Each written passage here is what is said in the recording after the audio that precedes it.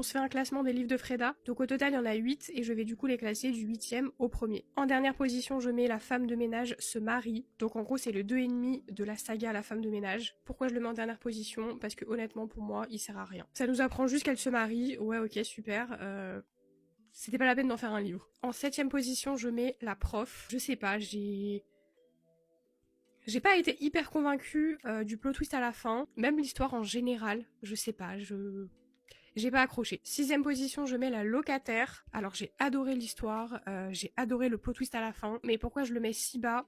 Parce que au début j'ai trouvé ça hyper long. 5e position, je mets Les secrets de la femme de ménage, donc c'est le tome 2 de La femme de ménage. J'ai adoré l'histoire, le plot twist à la fin, tout. Mais ce qui m'a un petit peu dérangé, c'est que je le trouve quand même très similaire au 1. Je lis pas 2 tomes d'une même saga pour que ce soit quasiment les mêmes. 4e position, j'ai mis Le boyfriend. J'ai adoré l'histoire, j'ai adoré la fin, j'ai adoré le plot twist, j'ai tout adoré. Pourquoi il est en 4e position? Parce que vous allez voir, il y a quand même des livres que j'ai préférés, mais si ces autres livres n'étaient pas là, je pense qu'ils seraient bien plus haut dans le classement. 3e position, La femme de ménage voit tout. Et franchement, j'ai kiffé. Je l'ai trouvé quand même différent du 1 et du 2, même si forcément c'est la même saga, donc on reste un peu dans le même univers.